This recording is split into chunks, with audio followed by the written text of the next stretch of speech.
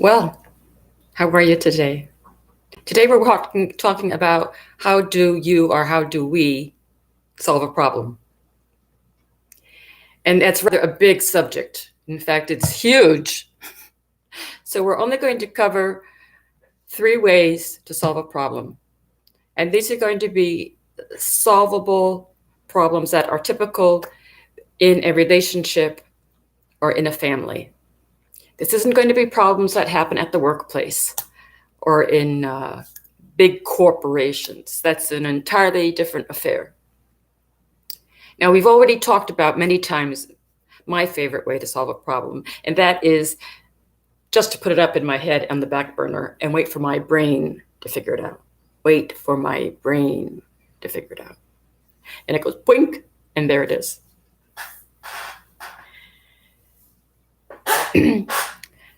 The other very common solution to solving a problem is called the 5 whys. Now, I think this one is excellent for family matters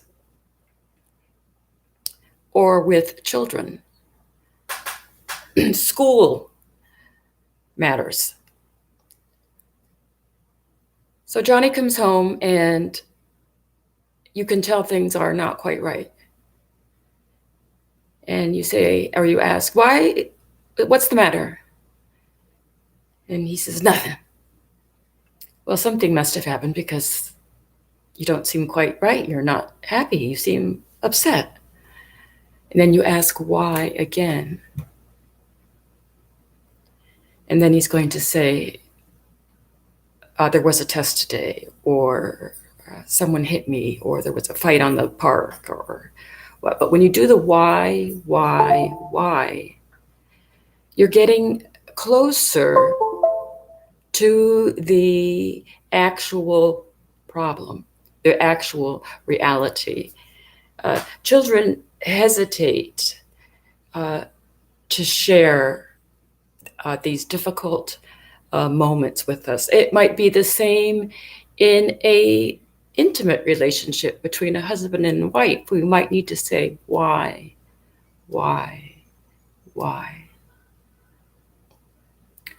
And it gets reduced or clarified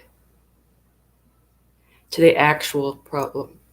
And this is the first step in any decision or methodology of solving a problem, is to ascertain, clarify the problem. Clarify the problem. What is the problem? And then write it down. What is the problem? And then we want to figure out how to solve the problem. How can we remedy the situation?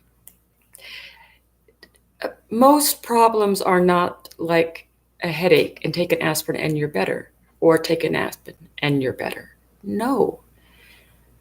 Most problems take concerted effort and a good plan, excellent follow-through, and then a review of how everything went. How did everything go? The difficulty of the problem needs to be focused. It needs to be something we can put a handle on. If there's just too much, then we can't really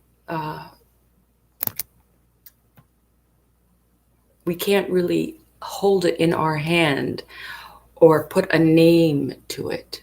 So that's why solving a problem usually takes a lot of discussion. The popular method in a workplace environment or with a volunteer organization might be to sit around a table and do a brainstorming method where everyone just cries out what they think the problem is. And then that same method can be used when you want to solve it. Just add your solutions. Someone needs to be taking notes. Then after you've done those 2 steps, identifying the problem, listing possible solutions, then you need to review that list and say, this won't work, this is stupid. And maybe you're left with 2 or 3 possible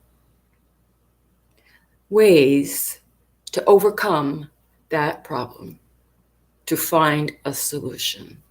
And then you make a plan, goals, a time frame, an A, B, C list, and you implement implement the solution. So you need a plan, you need goals, and then you're going to have a date set when you're all going to step back and review. If it's a team, you're going to step back and review. If it's a parent-child relationship, they're going to sit down and review. Milk and cookies would be in order. And if you're a husband-wife, the same thing. Ignoring problems never makes them go away. Never makes them go away. You cannot ignore a problem. You cannot. They need to be addressed. They need to be faced. You need to figure it out. Mm-hmm. And this is why we're able to function well as mature adults and continue through life in a modicum of decency and happiness, is because we know how to deal with problems. So good luck to you. Good luck to you. Solve your problems. Identify, clarify. You must have a clear picture of what the problem is. And then brainstorm or take notes or research what are viable solutions. See which one fits your situation the best, and then make a plan to follow through and set a date to review. Excellent. Now, I'm going to do part 2, or not part 2, but another problem-solving episode next Sunday, and it's called the 6-hat method. 6-hat method of solving problems. So I hope you'll see us then. 6 hats. Thank you so much for joining us. Please leave a note. You can always email me, lindajonesloudon@gmail.com. It was fun talking with you. Bye-bye now. Take care till next week.